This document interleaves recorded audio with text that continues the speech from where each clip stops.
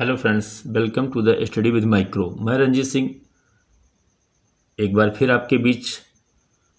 आज जानेंगे इस वीडियो में भारत की मिट्टियाँ देख ही चुके हैं हम। आज जानेंगे कि वर्तमान समय में हमारे देश की मिट्टी को निम्न समस्याओं के दौर से गुजरना पड़ रहा है। तो क्या हैं समस्याएं, आइए जानते हैं एक एक करके। तो पहली समस्या जो आपकी है फ्रेंड्स वर्तमान में, वो है मृदा अपरदन। जो आपका सॉइल इरोजन होता है। नेक्स्ट है जल जमाव, अम्लीयता और लवणीयता या क्षारीयता, बंजर भूमि की समस्या, मरुस्थलीकरण, मानव द्वारा भूमि का अत्यधिक शोषण। ये सब कुछ समस्याएं हैं भारत की मिट्टियों को। आइए हम एक एक करके इसको हम थोड़ा समझते हैं। मृदा अपरदन की समस्याएं। मृदा के ऊपरी सतह के हटने, जिसको हम अनावरण कहते हैं, हटने को मृदा अपरदन या सॉइल इरोजन कहा जाता है। क्या कहते हैं फ्रेंड्स? सॉइल इरोजन या हटने को हम मृदा अपरदन कहते हैं। वर्तमान समय में भारत में मृदा अपरदन की समस्या काफ़ी गंभीर है। वर्तमान समय में भारत में मृदा अपरदन की समस्या काफ़ी गंभीर है। भारतीय कृषि अनुसंधान परिषद, जिसको हम ICAR कहते हैं, इसकी स्थापना बताया था मुख्यालय नई दिल्ली में है, यानी कि 1942 में इसकी स्थापना हुई थी। और इसने कहा है कि भारत में 60% भूमि मृदा क्षरण की समस्या से ग्रसित है। मृदा परत का क्षरण के लिए प्राकृतिक और मानवीय दोनों कारक उत्तरदायी हैं। दोनों के दोनों कारक उत्तरदायी हैं। तो कितने परसेंट आंकड़ा दिया है भारतीय कृषि अनुसंधान परिषद ने? 60% मृदा क्षरण की समस्या इस समय वर्तमान समय भारत में देखने को मिल रही है। हाल ही के वर्षों में मानव द्वारा कृषि भूमि के अमनोवैज्ञानिक या कह सकते हो अवैज्ञानिक प्रयोग के कारण मृदा अपरदन की समस्या गंभीर होती जा रही है। भारत में सबसे ज़्यादा मृदा अपरदन की समस्या राजस्थान में है। ये पॉइंट इसको कॉपी कर लीजिए। सॉइल इरोजन की सबसे ज़्यादा समस्या जो है, सर्वाधिक समस्या कहाँ है? तो राजस्थान में है। जिसके बाद मृदा का सर्वाधिक अपरदन क्रमशः मध्य प्रदेश, महाराष्ट्र, उत्तर प्रदेश का है। क्रमशः कहाँ है फ्रेंड्स? तो आप उत्तर प्रदेश का ध्यान रखिएगा, चौथा स्थान आता है। यानी मृदा अपरदन में उत्तर प्रदेश का चौथा स्थान आता है। गुजरात, आंध्र प्रदेश तो आपको पहला याद रखना है। भारत में सबसे ज़्यादा मृदा अपरदन की समस्या राजस्थान की है, फिर राजस्थान के बाद महाराष्ट्र की है, फिर उत्तर प्रदेश की है, फिर मध्य प्रदेश और फिर उसके यानी चौथा आप यूपी याद रखिए, पहला राजस्थान याद रखिए और दूसरा जो है महाराष्ट्र, तीसरा। तो फ्रेंड्स कंफ्यूज मत होइए, क्योंकि बार बार रिपीट करने पर कन्फ्यूजन हो जाती है। भारत में सबसे ज़्यादा मृदा अपरदन की समस्या राजस्थान में याद रखना है आपको। ये तो फैक्ट आपका याद ही होना चाहिए। अगर आप यूपी से संबंधित हैं तो यूपी का स्थान चौथा है। अगर आप MP से संबंधित हैं, MP का स्थान सेकंड है। अगर आप महाराष्ट्र से हैं तो महाराष्ट्र का स्थान थर्ड स्थान आता है। अगर आप PCS लेवल की एग्ज़ाम की तैयारी कर रहे हैं तो आपको चारों के चारों कथन पता होना चाहिए, क्रम से किस किस का जो है कौन सा पोजीशन है। चलिए अब देखते हैं मृदा अपरदन के प्रकार। एक होता है अपरदन, इसका दिया हुआ है परत अपरदन। तो आइए जान लेते हैं परत अपरदन क्या है। जब जल और वायु, वाटर एंड और एयर, मिट्टी की ऊपरी परत को क्या करती है? बहा लेती है या उड़ा करके एक स्थान से दूसरे स्थान पर ले जाती है, तो इसको कहा जाता है परत अपरदन। ऐसा देखने को मिलता है पश्चिमी भारत में, यानी राजस्थान में देखने को मिलता है। राजस्थान में देखने को मिलता है। इसको हम सीट इरोजन भी कहते हैं। क्या कहते हैं फ्रेंड्स? इसको हम सीट इरोजन कहते हैं, क्योंकि पहली परत क्या होती है? हवा और पानी के द्वारा बह जाती है या उड़ जाती है। नेक्स्ट है फ्रेंड्स अवनालिका गली इरोजन। अवनालिका को कहते हैं फ्रेंड्स गली इरोजन।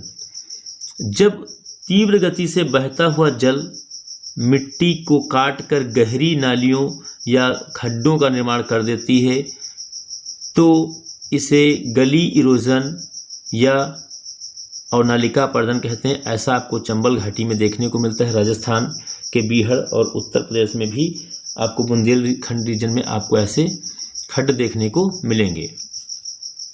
पान सिंह तोमर वाला चंबल क्षेत्र। नेक्स्ट है वाटर इरोजन। वाटर इरोजन जल बहता हुआ जल जब उन मुख्य कारकों में से एक जो मृदा कणों को बहाकर ले जाते हैं। जल द्वारा मृदा का अपरदन वर्षा की बूंदों, लहरों अथवा बर्फ के माध्यम से होता है तो उसे फ्रेंड्स जल अपरदन या वाटर इरोजन कहते हैं। तो जैसा कि आपको तीनों की हेडिंग्स समझ में आ गई होंगी, ऐसा कुछ है नहीं इसमें जो आपको समझ में न आया हो। परत इरोजन हवा से, मिट्टी से जब परत ऊपर की बह जाती है, उड़ जाती है तो उसे हम सीट इरोजन कहते हैं। ऐसा पश्चिमी भारत में देखने को मिलता है। गली इरोजन इसको कहते हैं। ऐसा देखने को मिलता है आपको चंबल के क्षेत्र में। और जल के द्वारा जो भी कटाव होगा।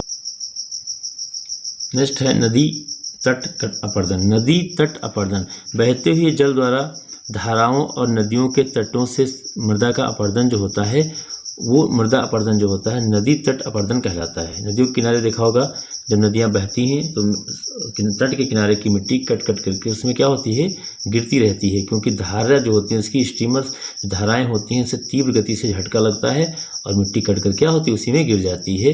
तो उसको नदी तट अपरदन कहते हैं। कुछ क्षेत्रों में जहाँ नदी अपना मार्ग परिवर्तित कर लेती हैं वहाँ किनारे के अपरदन की दर अधिक होती है। नदी तट अपरदन के निकटवर्ती कृषि भूमि और राजमार्गों और सेतुओं को क्षति भी पहुंचा देती हैं। वो पुल को क्या करती हैं, उसी में ढहा देती हैं या उसी को क्या करती हैं, उसको गिरा देती हैं। भूस्खलन लैंडस्लाइड क्या होता है, मृदा के एक बहुत बड़े द्रव्यमान का अचानक विस्थापित हो जाना भूस्खलन या लैंडस्लाइड कहलाता है। यानी कि भूमि का वो टुकड़ा जिसका द्रव्यमान क्या हो, बहुत ज़्यादा हो और अचानक क्या हो, टूट करके नीचे विस्थापित होकर नीचे आके गिर जाए तो उसको हम कहते हैं भूस्खलन। मिट्टी का कटाव पहाड़ों में ऐसा देखने को मिलता है, पहाड़ों पर ऐसा देखने को मिलता है। गुरुत्व के सापेक्ष भू द्रव्यमान का संतुलन बिगड़ने अथवा अस्थिर हो जाने के कारण भूस्खलन होता है। असंतुलन जो है मुख्य रूप से पृथ्वी में पाए जाने वाले अत्यधिक जल अथवा नमी के कारण होता है।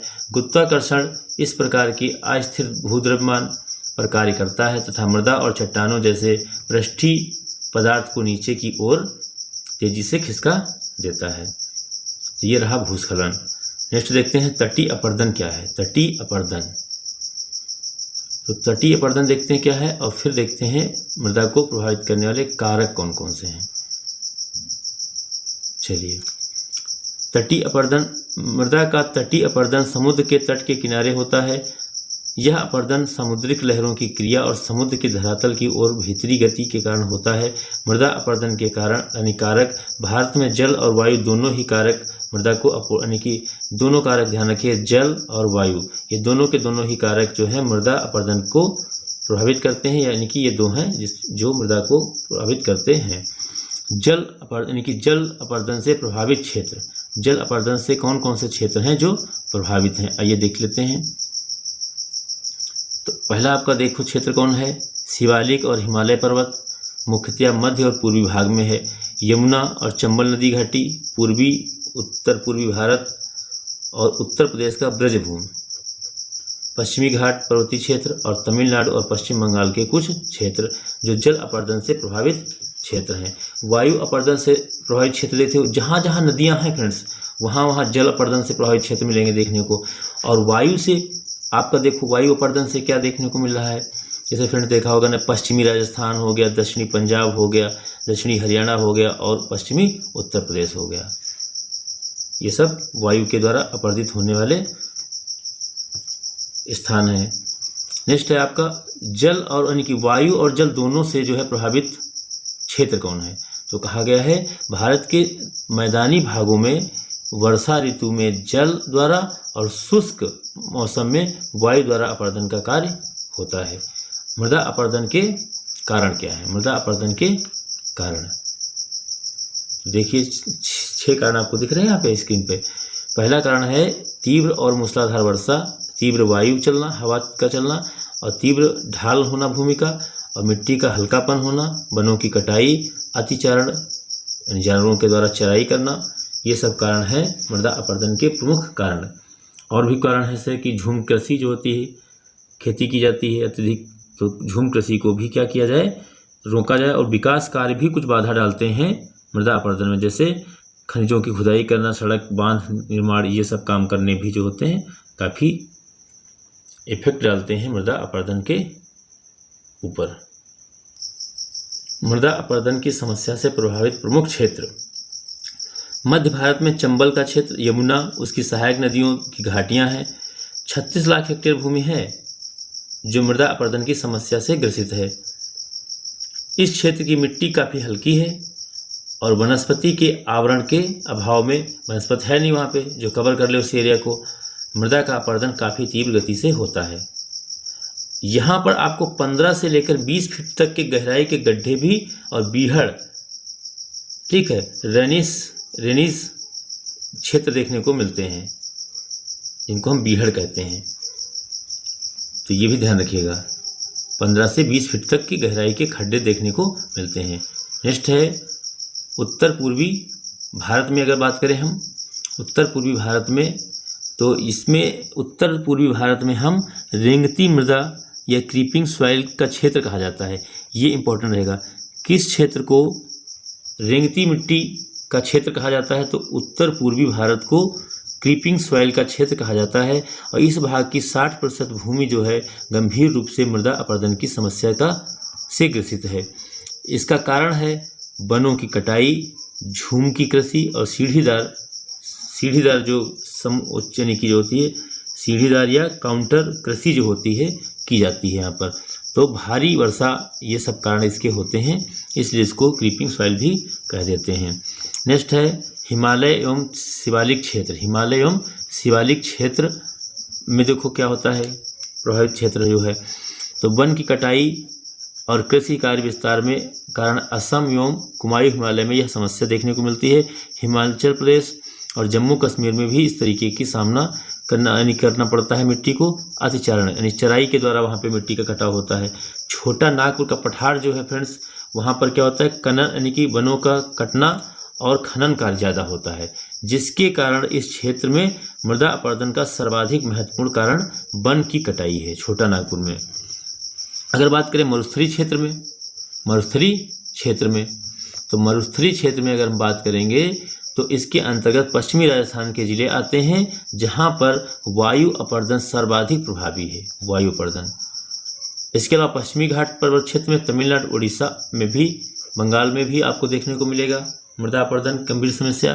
तो इसके फ्रेंड्स उपाय क्या हैं, इसको कैसे रोका जाए, मृदा अपरदन के प्रमुख उपाय, तो आइए देखते हैं।